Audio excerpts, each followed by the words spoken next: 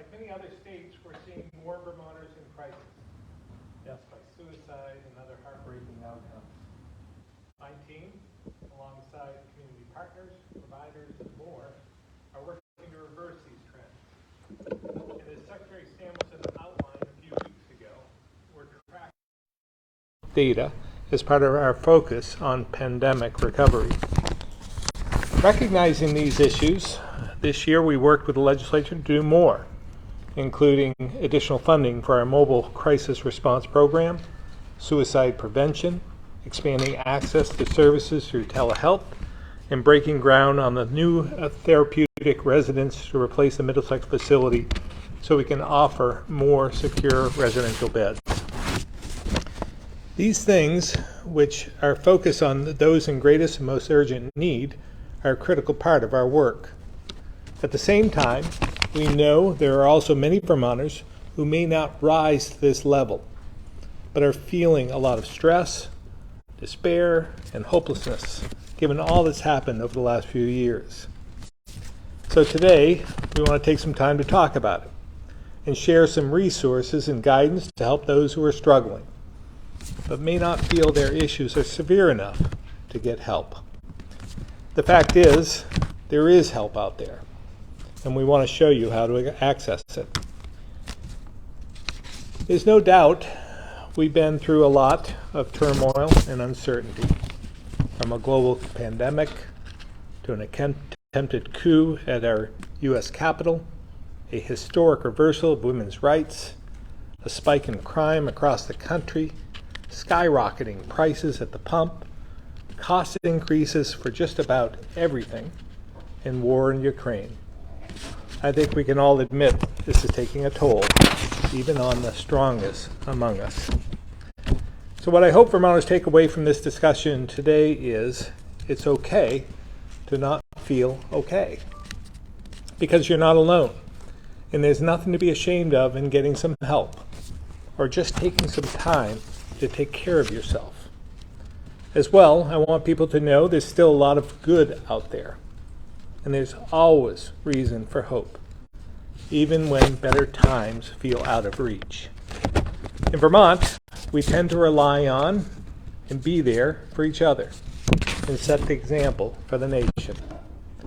I know feeling optimistic is easier said than done, so up next we'll have Secretary Samuelson, Deputy Commissioner of Mental Health Crumpf, and Katina Idle, a mental health counselor in Lamoille County, to talk more about the resources available, how to seek help, and take care of yourself or others you know are struggling.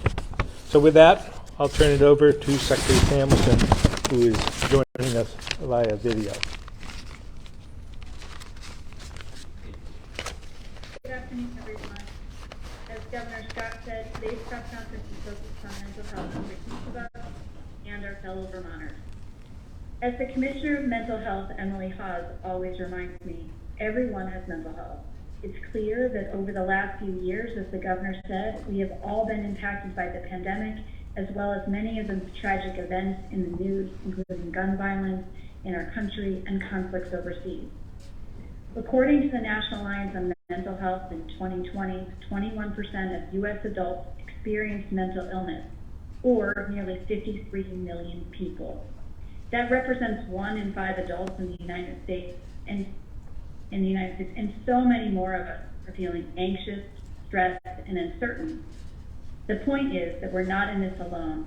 Everyone is feeling it. It's important to remember that mental health is central to each of our lives. It affects how we experience our days. It impacts our physical health, jobs, our friends, our families. And while we need to be vigilant and look out for those who are in immediate crisis, which is why you'll hear more about a new 988 number that's launching later this week, it's important that we pause and assess our mental well-being. How is work going? How are our relationships? Are we sad or mad? Mental health is central to all of our lives, and we need to pay attention to it. For many of us, this means putting the small things that it turns out are so important back into our lives to help rebuild our reserves and our resilience. These small things bring us joy and predictability.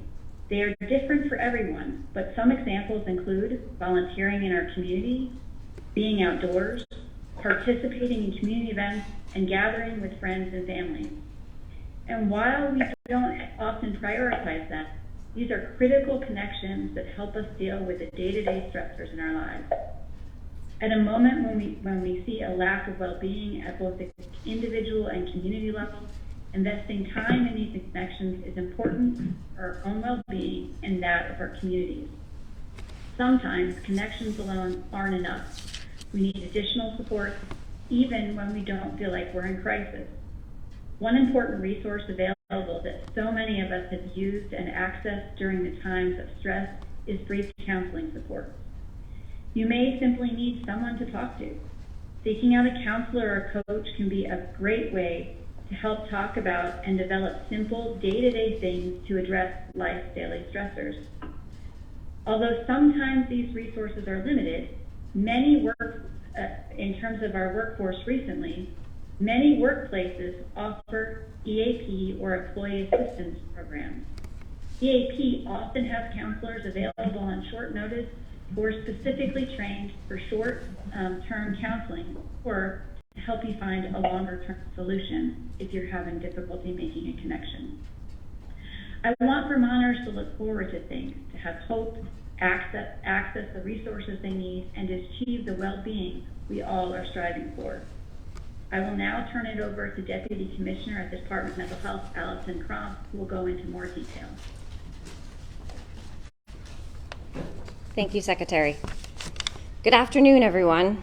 I'd like to start by thanking Governor Scott for bringing us here today to talk about the importance of supporting the mental health and well-being of Vermonters and to discuss available supports, including the new 3-digit number, 988. That's the number for the National Suicide and Crisis Lifeline. Beginning this Saturday, July 16th, anyone experiencing mental health distress can call a new number for support by dialing 988. This 3-digit dialing code will connect callers to the Suicide and Crisis Lifeline, where they can access free and confidential and compassionate care. Vermont's been preparing for this transition to 988 for over 2 years. We're very grateful to the organizations and the people who have stepped up to provide the in-state coverage needed to serve Vermonters calling for support. The 988 service is not only for individuals experiencing their own mental health challenges. It also serves as a resource for the parents, neighbors, community members, and friends of someone experiencing a potential crisis. It can be difficult to know what to do if someone close to you is struggling. It can also be scary and confusing if you're going through that yourself. Nobody should feel isolated in these moments. Our centers are ready to support you 24 hours a day.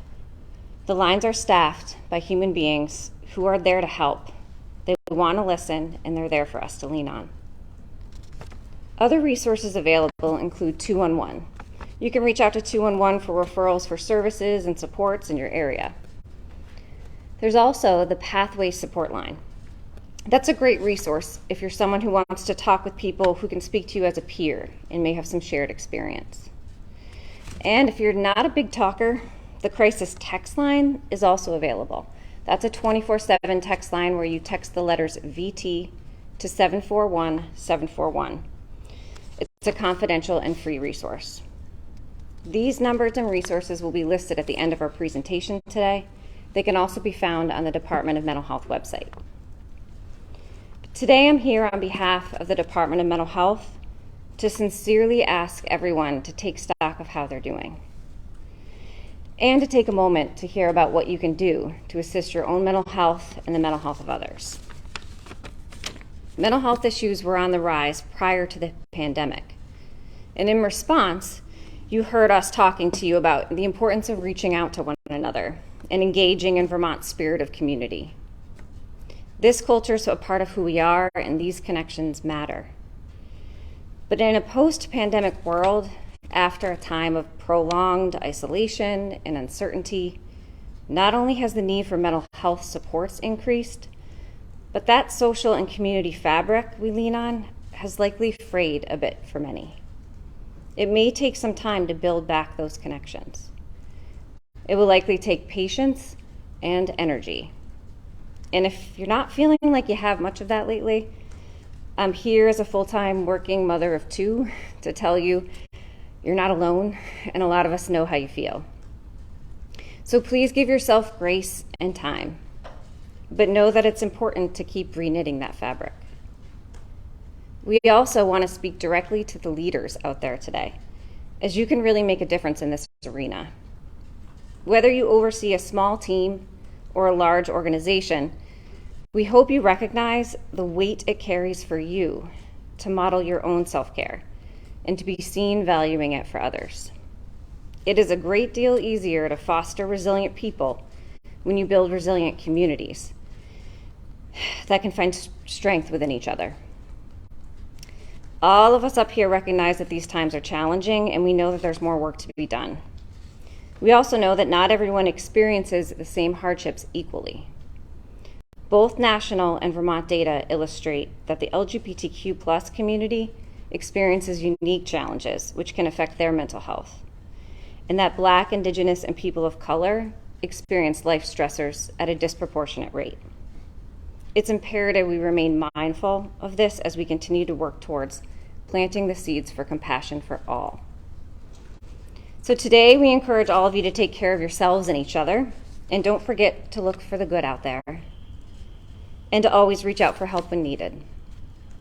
One of Vermont's best resources for mental health supports are our community mental health agencies. They're staffed with licensed counselors, and with me today is one of those professionals. She's a mother, a native Vermonter, and a clinician with over 20 years of experience working with children and families in schools and communities. She's joining me today to help share ways to heal and care for ourselves and others. Please allow me to introduce Katina Idle from the Moyle County Mental Health.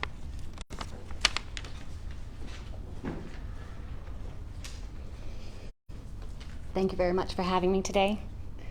This is a topic that is obviously close to my heart, and as a professional, I can say that the silver lining for me of anything about the pandemic was that mental health is for all. It helped everybody recognize that we all do have mental health and we need to take care of ourselves. First things first is I want to say thank you. Thank you to everyone who provided direct service. Thank you to the teachers, the direct service providers, our military, our clinicians, our parents, and those caregiving for others. This has been an incredibly challenging time, and everybody that had to take care of someone else besides yourself had to work extra hard to do so.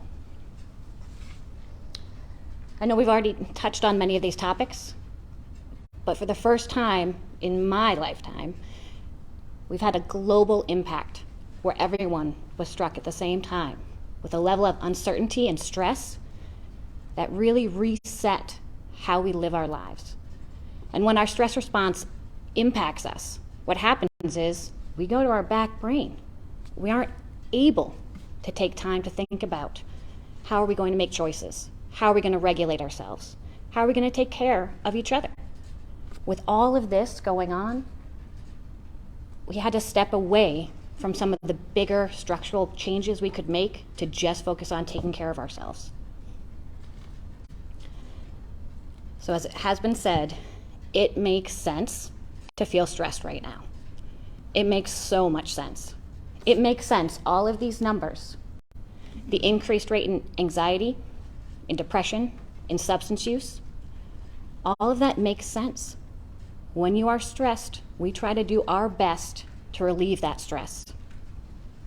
It makes sense that those who had underlying mental health conditions found that they had higher symptoms of more intensity. It makes sense that our school system and our school staff feel burnt out. It makes sense that all of our children missed some level of their development. And you know what? The kids are doing okay. We're doing okay. But how do we move beyond okay? We have to acknowledge that we're experiencing collective grief, trauma, and loss. And once we can acknowledge that and be aware of it, then we can move on. When we talk about trauma-informed care, we think about trauma as this big one-time thing that happened that was like a car accident or something else life-threatening. We all experience chronic stress that became trauma. So how do we help that? How do we build resilience? How do we build healing? It starts with one positive relationship at a time. And that is really important for us to take care of ourselves so we can be that one person for someone else. So resilience, for me, is not about surviving. It's about moving beyond survival to hope and choice. I am a mother of two, and when school shut down and I had no daycare, and my husband and I were both remote working, and we had 2 children at home, and I had my father at home recovering from surgery, I had a really hard time. And it was helpful in my mental health community with my coworkers to be able to say that we were having a hard time so that we could lean on each other a little bit and acknowledge this is hard. This is hard for everybody, and we still have to show up and do our jobs. We still have to show up for our kids. We still have to show up for our parents. So we were surviving day by day, learning how to just show up and be present and try again.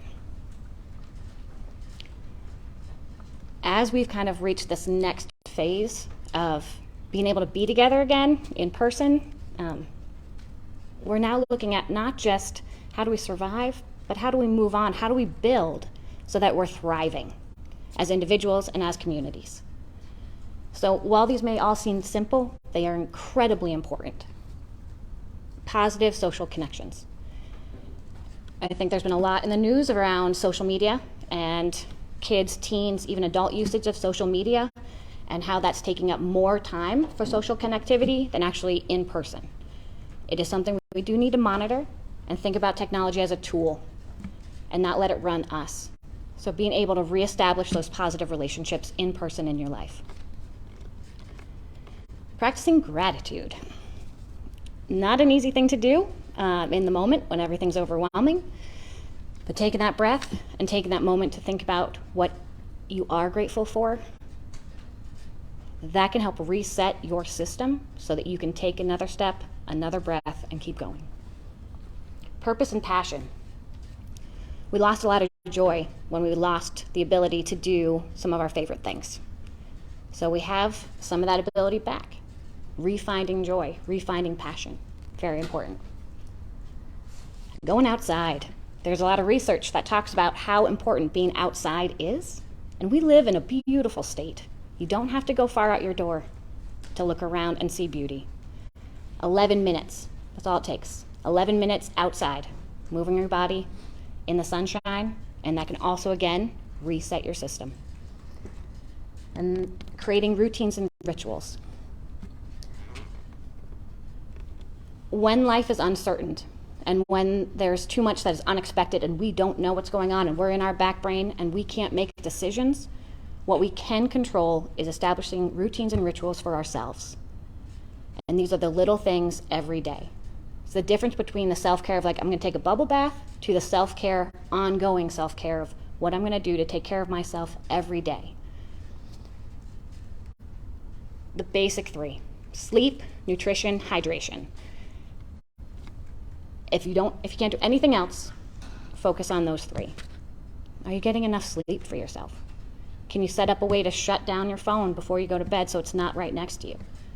Making sure if you're able to afford healthy food, can you buy and cook healthy food for yourself? And staying hydrated. It's funny, you won't notice it, but then all of a sudden you'll be like, I'll feel better after I drink. Yes, drink more water. Exercise, dancing, sports activities, things that bring you joy, move your body. The arts, making music, making art, playing, just to play. Mindfulness, yoga and Tai Chi.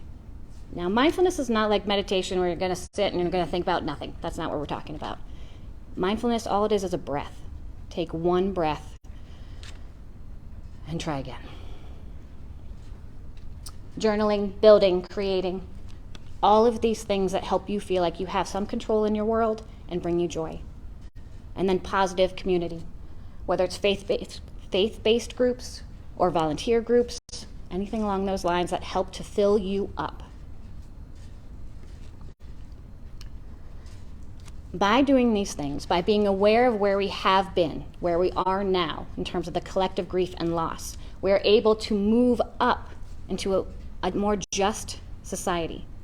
This is from the PACES connection. For those of you who know about ACEs, adverse childhood experiences, PACES helps to counteract that. Positive experiences that help to heal and counteract the effects of trauma. I'm hopeful that we are beyond trauma aware to trauma informed. I'm hopeful that we are moving into a PACES informed society. And I am really, really, really hopeful that we will get to a healing centered community. I do believe in Vermont we can do that. So here are some resources from a structural level. We talked about what you can do individually, but from a larger community level, there is a trauma-informed approach to the workplace that business owners can download for free, review. There are assessments you can do for your own businesses, small or large, around how to support your employees. The PACES Connection, which you just saw a slide from, excellent resource. And then for schools and families and other organizations, ARC, Attachment, Regulation, and Competency. It's an evidence-based method that works on healing trauma. SEL Signature Playbooks. This has come across already from AOE in terms of a resource to use in your classroom at schools. And the Interconnected Systems Framework. It is an excellent way. We're using it through Project Aware right now already in the state to combine mental health and education to work together to not just support our students, but also our school staff. We need to walk forward with hope and optimism. This was an article that came out at the beginning of the pandemic, and I've been using it in all of my trainings for schools to talk about the pandemic generation as actually a hopeful and optimistic generation. We can go through, we can learn, we can use these struggles to be better than we were before. But it's not just for our kids. We are part of the pandemic generation. We have all lived through it together. So we can also be better. If we know better, we can do better. So informing ourselves, taking care of ourselves, this will help us move forward. As has been mentioned, when it gets too much and you are not able to reach out to that friend next door, or maybe tell your mom, you're afraid to tell your mom how awful you're feeling, or you just don't know what to do, we have additional resources that you can reach out to. So as of July 16th, the 988 number, the text crisis number has already been up and running and has been used. And then being able to get peer support.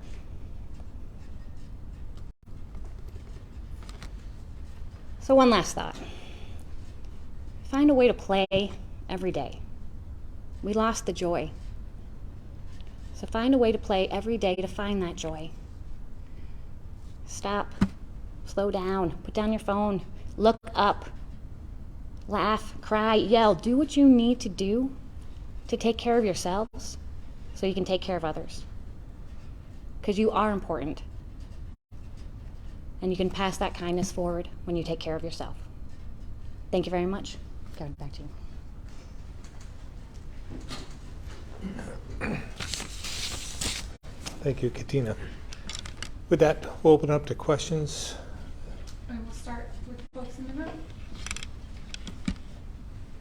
Governor, whether we're talking about the new 988 number nationally or some of our designated agencies here in the state that administer some of these mental health services, how are we staffing some of these services? I've heard challenges in some sectors, so how is it looking on that front? I think there are challenges in every single sector. I haven't found a sector that isn't challenged. And even throughout state government, we have about 800 openings out of a workforce of 8,000.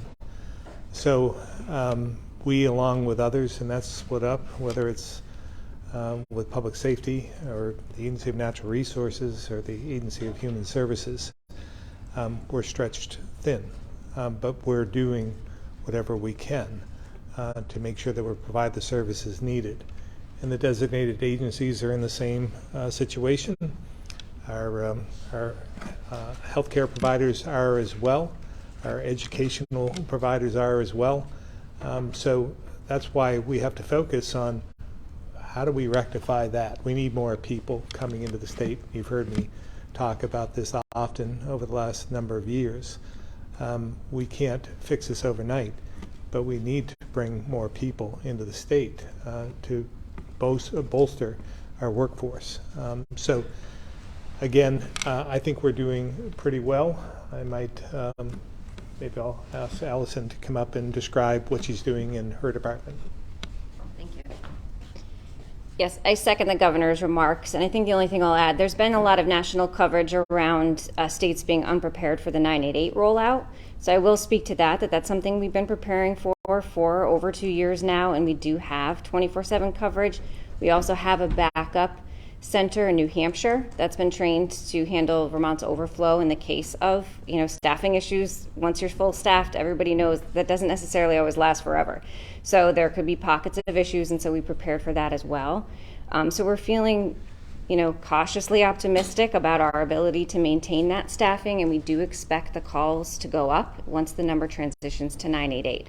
So we've also projected those numbers and are working to prepare staffing for that as well.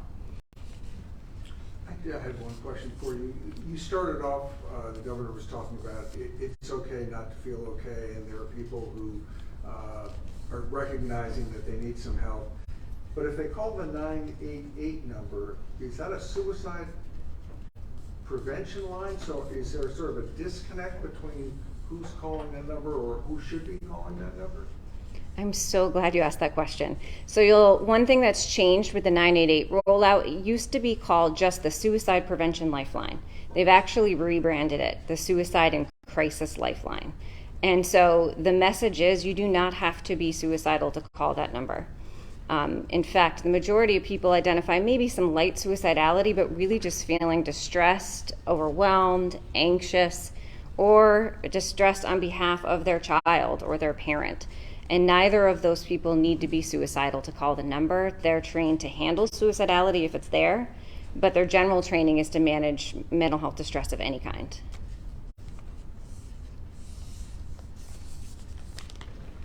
I have a question for you, Governor Scott Lauren with Channel 5.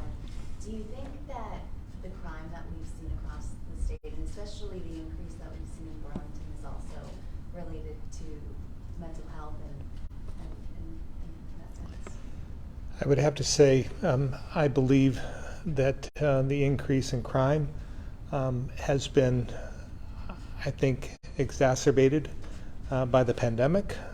Some of it is some in mental health crisis, but I would say the majority is in illicit drug activity. That's where we're seeing most of the problem throughout Vermont and throughout the nation. So it's something that we're focused on. We're doing the best we can, but that is increasing.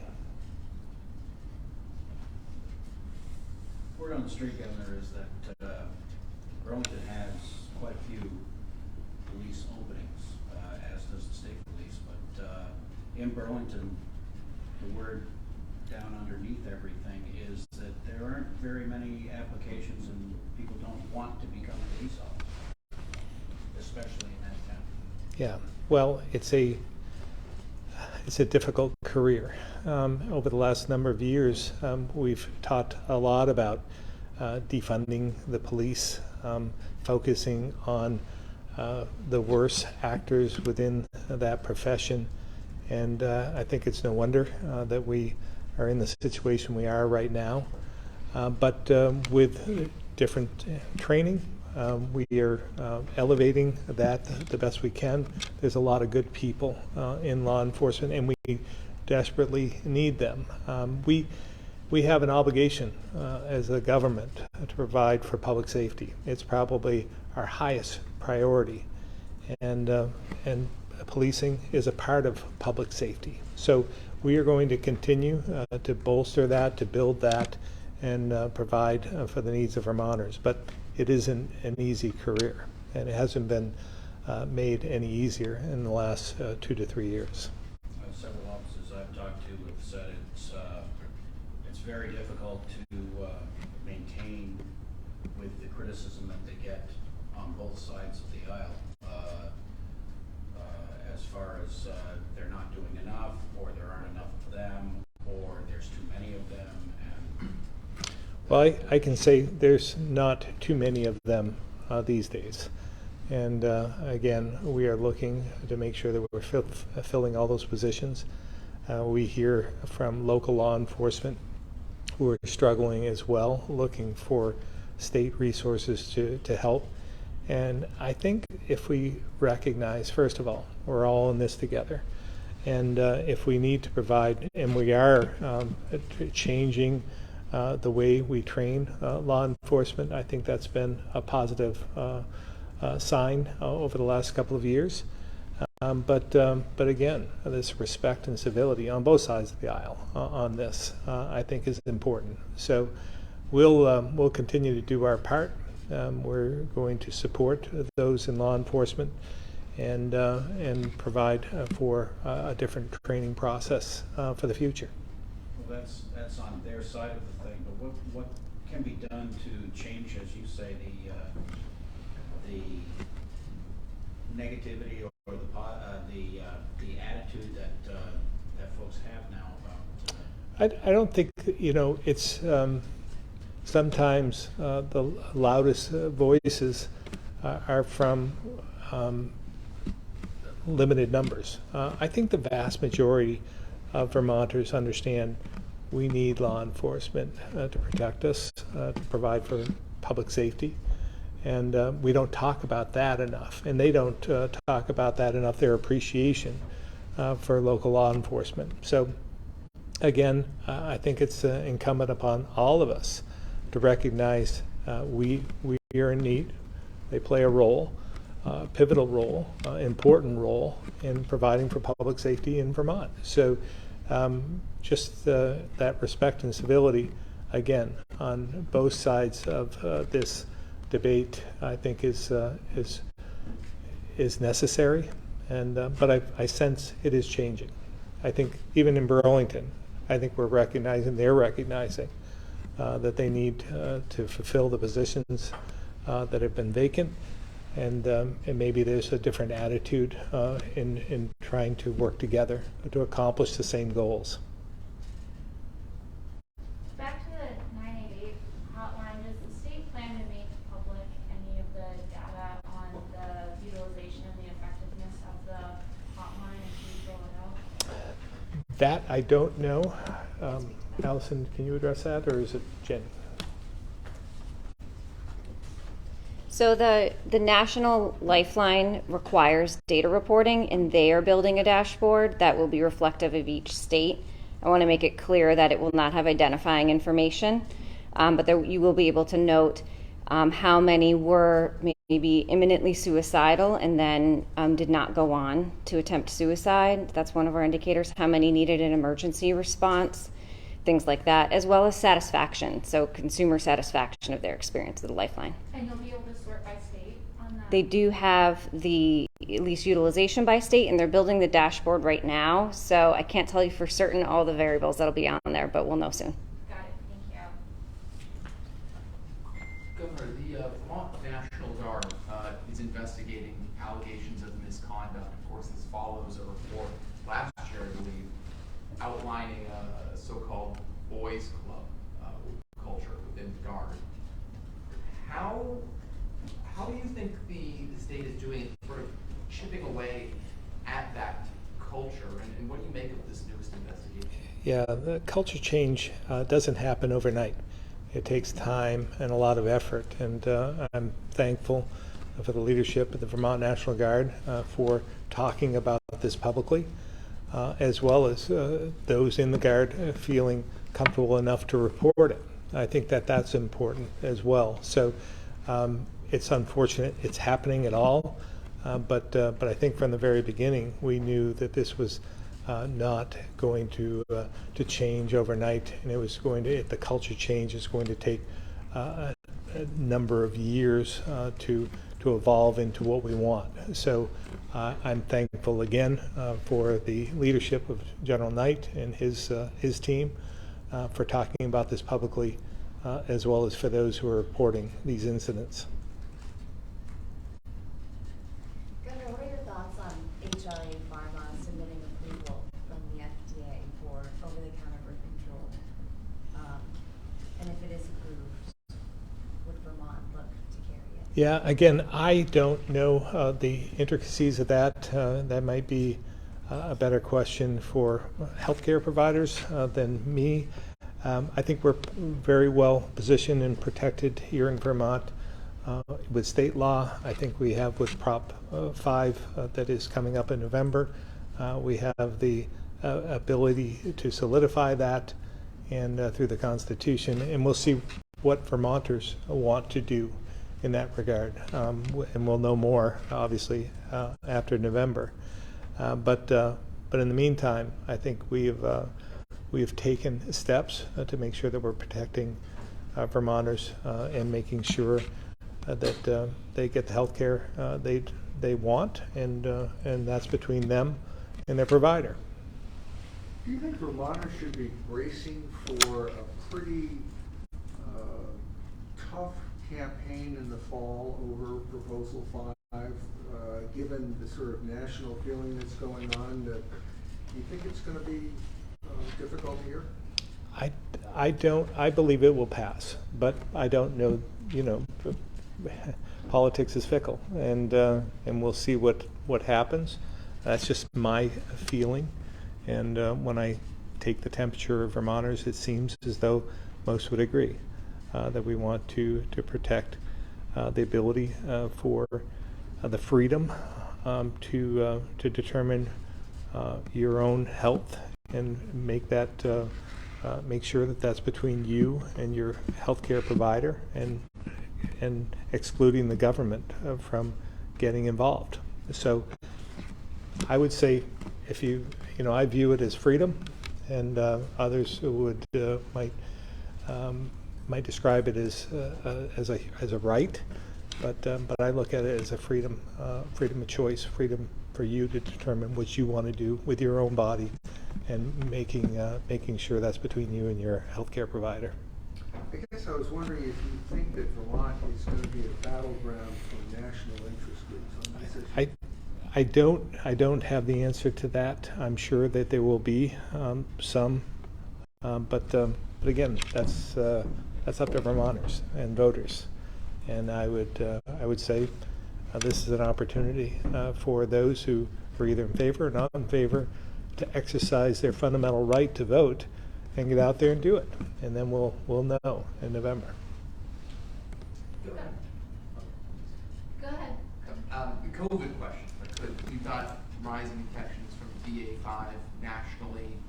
The Biden administration is weighing whether or not to recommend another booster for adults over 60. Do you know if the health department's going to be making any recommendations? And I know you had said that you were waiting potentially maybe till late summer or fall for your booster. How are you feeling? Yeah, I'm still maintaining the course I set previously. I think once fall hits in Vermont, we'll see an uptick, I believe, because we'll be going inside. We've said all along that we should expect different variants, and whether they make a change in the vaccine to counteract that, or whether the vaccine that we have right now is the one to help with BA.5 will yet to be determined by the experts. But this is, again, when we're going from pandemic to endemic, much like the flu, that changes every year. It's a different variant every year, and they try and determine the vaccine and make sure that they have a vaccine that will be successful in preventing flu season. So I expect this will be the same for years and years to come. So I might ask, is Dr. Levine on? Maybe Dr. Levine would like to weigh in on this as well. Sure, Governor.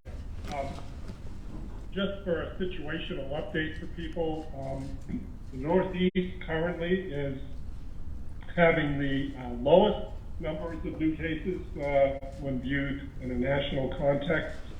The rest of the nation is having much more of an uptick. It's increasingly with the BA4 and specifically the BA5 variant. We are seeing that variant here as well. We estimate in the Northeast it's about 50% of all the whole genome sequencing that is being done. But we're not seeing a super high uptick in disease activity, whether you look at cases or hospitalizations or deaths. So that is all good news. With regard to vaccine, an extra booster, that's now being entertained for those who are below age 50, since it's already been recommended for those above age 50. And that won't be a Vermont decision, that will be a national decision that will probably happen in a number of days, I would suspect, because the Biden administration has just announced that they're strongly considering that, but the agencies that provide medical guidance or will all be discussing this in the very near future. And the main reason, if they did say yes to this, would be not because they view everyone under 50 as under extraordinary risk, but because of the phenomenon of waning immunity. Just the fact that for most of them who might have gotten their first booster, that was so many months ago, that with a new variant that is especially immune evasive, as it is termed, that we'd like people to have the highest level of immunity they could have to protect them against those serious outcomes. Should Vermonters who have had 2 booster shots already be expecting to get a third in the fall? Yes, especially if the third in the fall could be what has been proposed, which is a vaccine that not only incorporates the original SARS-CoV-2 virus, but those in the Omicron and the Omicron subvariant era, especially including the one that's circulating now, BA4, BA5. So that's what we're hoping for. That's what at least Pfizer is a little bit ahead of the game on in terms of already beginning to test. So the goal would be sometime in October, such a vaccine would be available. That would, for those who've been up to date thus far, be their third booster. But I would rather they view it as their annual coronavirus vaccine shot, just like the governor was saying we do with the flu, because that's the way this will be designed, trying to keep ahead of the virus, if you will, even though it's so rapidly mutating.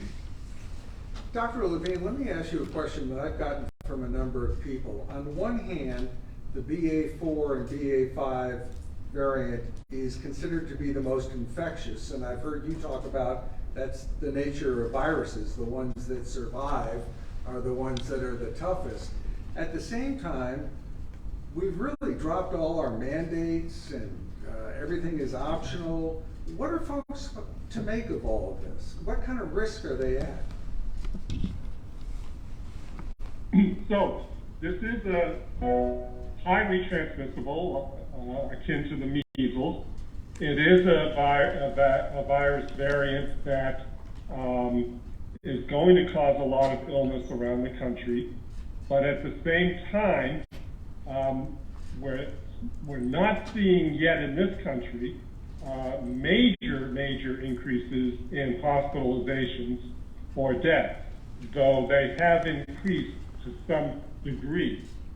In Vermont, we're actually quite stable with regard to hospitalizations, and deaths are, of course, a lagging indicator, but they are very low at this point in time. So Vermonters need to continue to take into account all the things they always take into account when it comes to their own personal risk and their own tolerance of risk, and continue to look at the community levels that we're publishing in our surveillance report weekly. Right now, community levels are low, and masking is not strongly recommended. But the caveat here is that there's two conditions that people need to think more closely about when they make their decisions. Number one is the degree to which they have somebody in their life, whether themselves, their family member, or somebody they're close with outside of their family unit, who's especially vulnerable. Maybe immunocompromised, has some kind of vulnerability, because that should influence their own behavior regarding interactions that might harm that individual. And the second thing is just the fact that we don't have a lot of information because it's too soon to know about long COVID with the newest variants. And there's always a risk of long COVID. We believe that risk is significantly but not totally decreased by being vaccinated and up to date. But just consideration of the long COVID state and wanting to make sure that they can protect themselves as much as possible from getting ill so that that potential outcome doesn't become an issue for them. But otherwise, rest assured that if you're very well vaccinated and boosted, and if you do get ill, you have access to therapeutics if you're in a vulnerable group and eligible for those, and that we know how to actually exist with the virus to a greater degree than we used to. People can mask as they wish and protect themselves more fully when they do that, and consider those around them, consider crowded situations, etc. But most of the ways people are behaving now take into consideration their experience with the virus previously, and I think they can manage even with the new variants that keep coming our way. We are closing in on one, so I do want to jump over to the phones, and we'll start with Andrew from the Caledonian Record. Thanks. Can you hear me all right? We can. Excellent.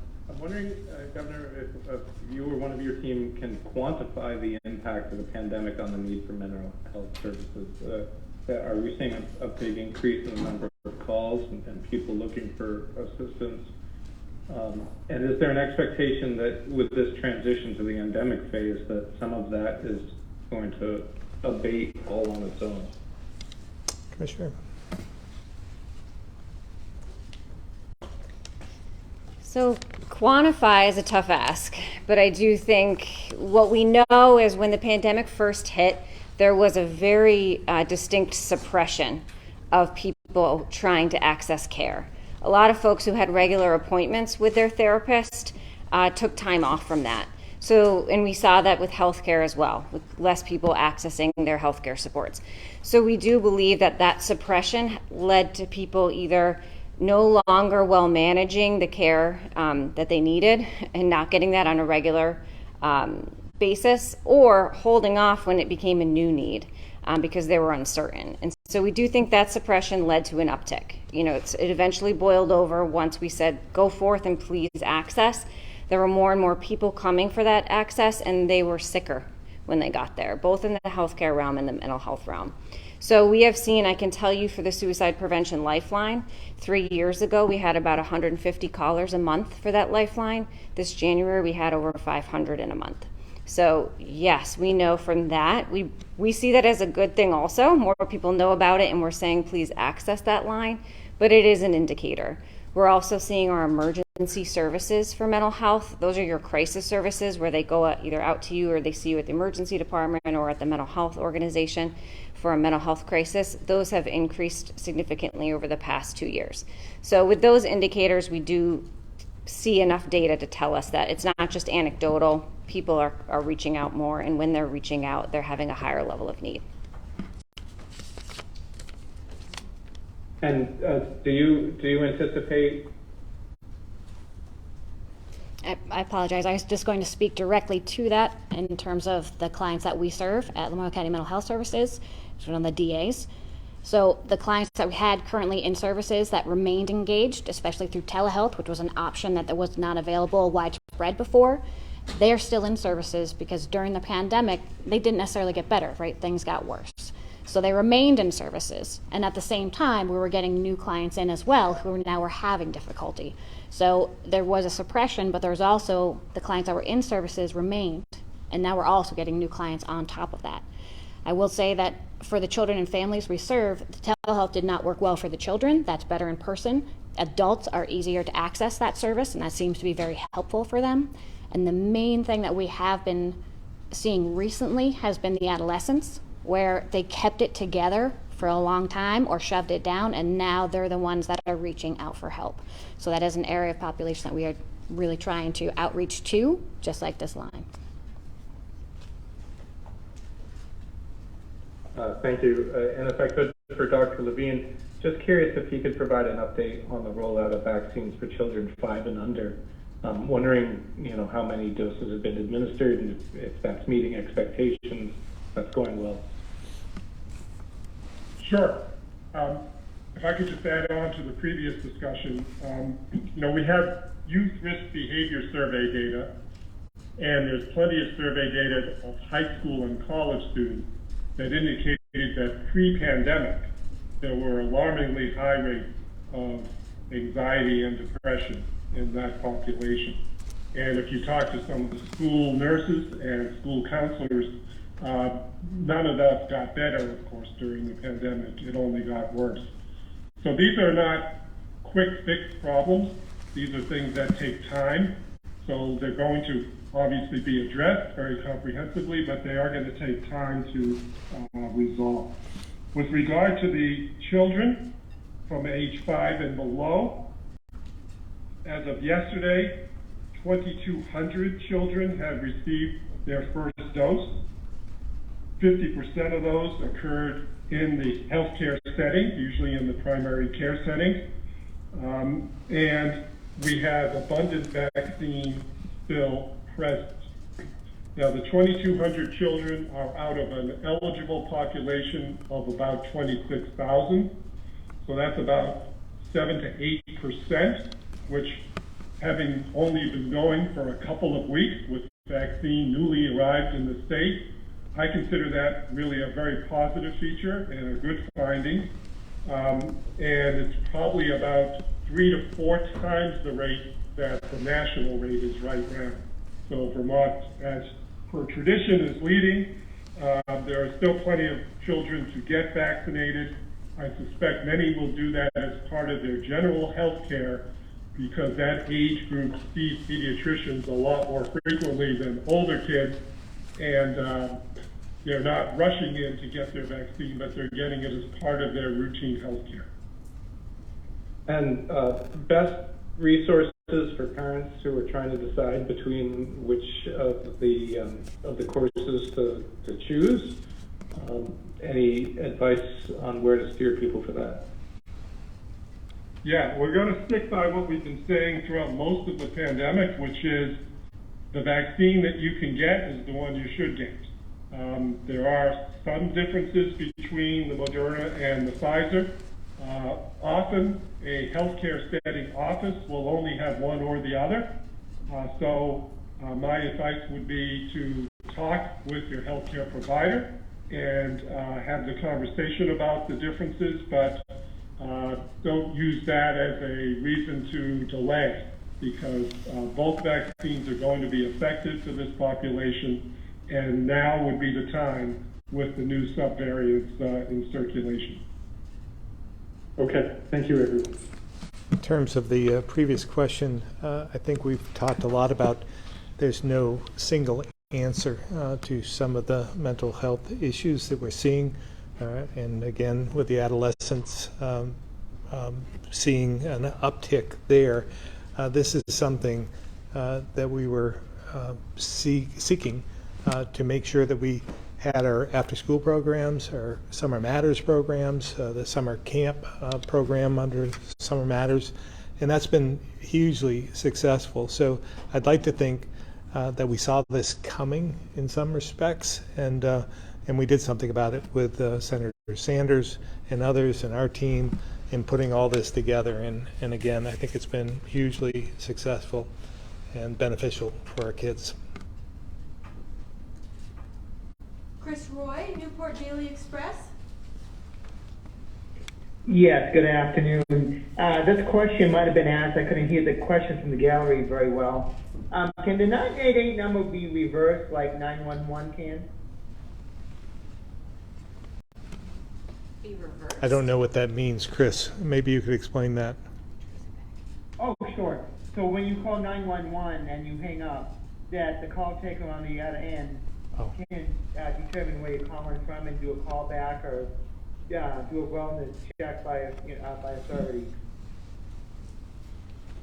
Yes. So I'm told that the phone system that they use can identify the phone number for a wellness check if needed. It is not the same robust system as 911 where you have, the opportunity for GPS and other things where someone's calling from a cell phone. So it's not as sophisticated, but the call can be traced back. Okay, and up here on the Canadian border, we have spotty cell phone service in places, and a lot of times calls roll over to Canada. So if somebody roaming off Canadian tower calling from a U.S. cell phone, what's going to happen? So the call is routed by your own phone number. So if you are an 802, that's how you get to Vermont, no matter where you're calling from. And so I know that might come up with a list of other questions, but right now it is based on that routing. They are working towards having it be around pinged off a cell signal in your own state. That's going to be the next step, but for right now, it's your phone number, no matter where you are. Okay, because in Canada, sometimes if you call, on the border, if you call 911, sometimes it'll go to a Canadian 911 answering point, and I didn't know if there would be something similar for this 988. Right now, it's my understanding it is national to the United States, but that's something that we could look into and get back to you on. Okay, great. Thank you. Tim, Vermont Business Magazine. Hi, Governor. Germane to the mental health issues, the general financial situation of the healthcare industry. And as you know, the hospitals are struggling mightily right now, and costs are going up. UVMC just increased nurse pay by quite a bit, which is good news on the one hand, but obviously it increases expenses on the other. Is there any kind of path forward to fixing the general financial situation, a regulatory path forward, changing the regulatory system? What do you see as the path forward to that? Well, again, as you might remember, I signed somewhat reluctantly a bill that provided for a $4 billion study the Green Mountain Care Board has access to. And I said in my signing letter that we're all in this together, so to speak, and the executive branch, the administration, as well as the legislature and the Green Mountain Care Board, the healthcare providers, and the hospitals. We all have to work on this together because it's going to be a huge lift. And this is going to be our next challenge. Healthcare, providing healthcare at a cost that people can afford and provide it when they need it. So this has always been a challenge, but it's been exacerbated by inflation and the pandemic. So again, there's no easy answer on this, but I'm pledging from the executive branch that we will be working with the Green Mountain Care Board, understanding they're an independent body, but working together with them and the hospitals and the legislature. And all of us need to play a role in providing the future because I don't think anyone has the answer at this point in time. But everything working together and in unison, we have an opportunity to make this accessible again at a cost that people can afford. You do have a little bit of control over the membership of the GMCB to some extent. Do you see a new direction or a different direction on the people sitting on that board? Well, obviously, there's going to be at least 2 new members, and so we'll see. I look again for competence and making sure that they have the right attitude to provide for the path forward. But again, anyone we are interviewing, anyone we will be dedicating to the board won't have all the answers either. It's an independent body, and they will work together, and they have $4 million to access outside help and support as well. All right, thank you, Governor. Tom Davis, Compass Vermont. Thank you. Governor, I just wanted to follow up on the jobs that are needed to be filled in the state. This is purely anecdotal, but I have received this from about a dozen different people. And it seems that a lot of folks that have applied for jobs with the state have never gotten a reply whatsoever. And they never know what happens with their applications. And I was just curious, given the number of openings, was this a selectivity issue? Is it a lack of staff to respond? But it seems like there are some folks out there looking to be employed with the state, but not getting too far. Has that changed at all since it started? That would surprise me, but it may be, and I'm going to ask Secretary Clauser to talk about this a bit. But if they're applying for a specific job, maybe, and that may be something we need to take a look at, because if there may be some other opportunity that they might have the aptitude for, the interest in, that we need to explore. But Secretary Clauser, do you have a response to that? Thanks, Governor. I too am surprised to hear that, because we do have a lot of openings. We've been trying to highlight both recruitment efforts and retention efforts here at the state. So I'm happy to follow up and try and drill down a bit, and would be curious to hear what sections or applications folks are not getting a response to, so we can look into that. I appreciate that. I could send you, like I said, this is purely anecdotal, but there was consistency to the story. I'll dig and get a little bit more information on what departments and types of jobs they're applying for. Maybe that will help, but I do appreciate it. That would help tremendously. Thank you. Okay, thanks. No other questions. Thanks, Governor. Guy Page.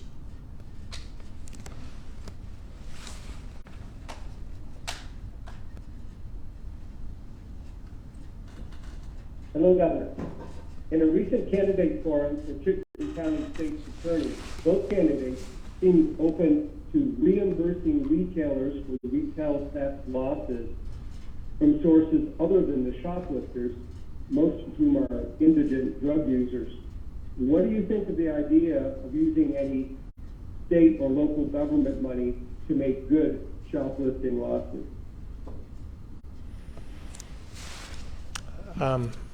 It sounds a bit like a slippery slope, but I've never contemplated that. I mean, where do you stop? And is it the obligation of the state to provide for, let's say, someone stealing catalytic converters, which I just saw in the news this morning at some dealership? Would that be the responsibility of the state to reimburse that dealership? Where does it stop, I guess, is my point. I have a great deal of sympathy for retail theft in particular, and it doesn't seem as though we're prosecuting many of those, and it may be just because of prioritization, but I don't know if the answer is the state or the municipality getting involved in reimbursement. So I just haven't ever contemplated that. Okay, thank you. Also, you and Mr. Levine have been talking about vaccination coming up this fall. Is that something that will be required for state employees as it has in the past? And do you expect healthcare-related employers to require vaccination for their employees? Well, we haven't talked about that, but I don't believe that it will be required. We didn't require them before. We strongly suggested that. And I will be getting mine.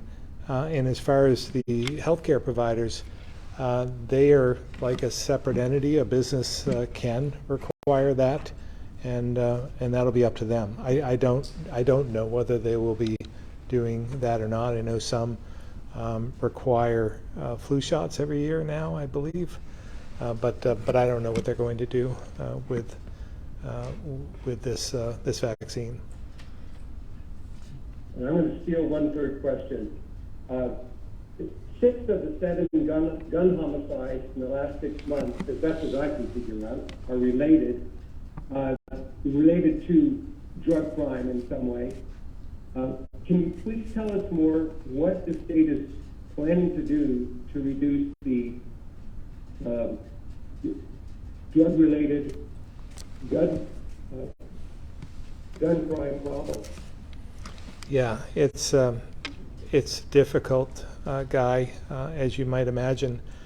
Building these cases isn't something, that happens overnight. It takes a long period of time to gather all the information, to make sure that we're getting to the root of the problem.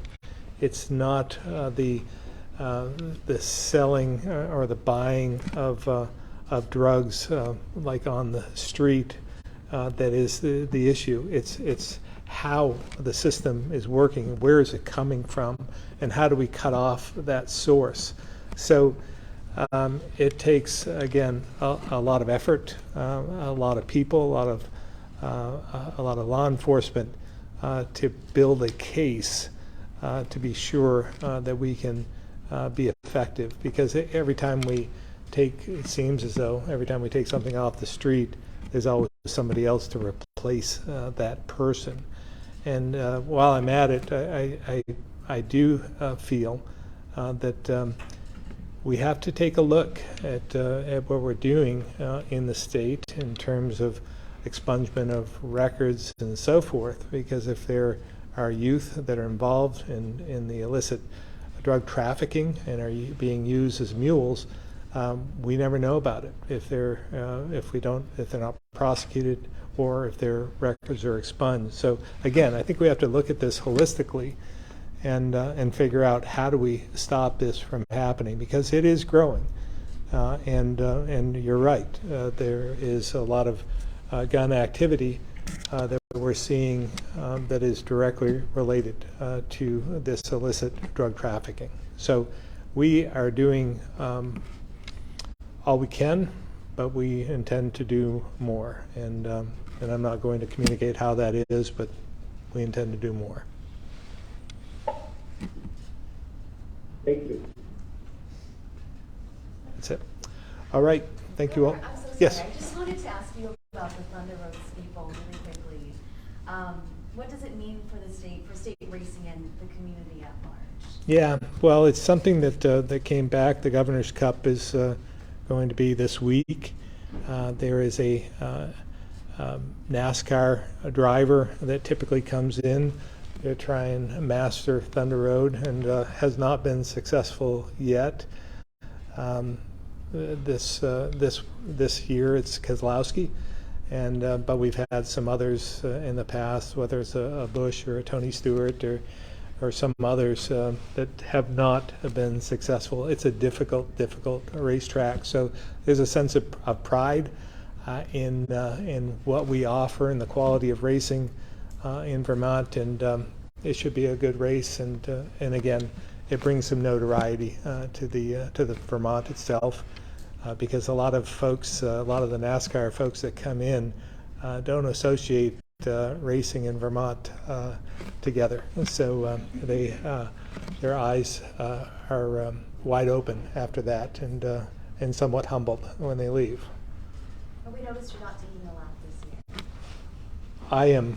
I am intending to race this year. I haven't been very successful this year at all, but I will be attempting to qualify and see what I can do. You never know. Governor, speaking of cars, and sorry to keep rolling on, what's the latest on state gas tax holiday? Well, again, this was an initiative that the Biden administration had floated, which I said we would take a look at, and we would take a look at if there was a sense in Vermont that they wanted to seek relief from the gas tax. But I've said all along, we'd have to backfill that somehow. It'd have to be done with general fund. I'd have to get the legislature involved. We can't do this on our own. It's something that would have to either a special session or going into the new session. But again, we utilized that money, that user fee, so to speak, the tax, to leverage money for the 90-10 match, or the 10% match for the 90% federal funding. So we need it, but if it comes out of a different pocket, that's fine. But I think there's other ways of providing relief as well. I mean, we had a few ideas over the last few years. We had one in the last legislative session, a much broader tax package than was passed, that would have helped with those with low income, the ITC tax credit for those on fixed income with Social Security, and many other provisions that would have been much broader than what was passed. But again, I was thrilled that they took up any tax relief package, and we'll see what happens next year. But I think there's another way to provide relief for those who are in need, because folks are struggling. I mean, when you see the price of fuel, the inflationary price of labor and materials, everyone is impacted. But those, the most vulnerable, those on fixed incomes, are people we need to pay attention to, and I believe we should have paid attention to them in the last legislative session. All right, we do have to wrap up. Okay.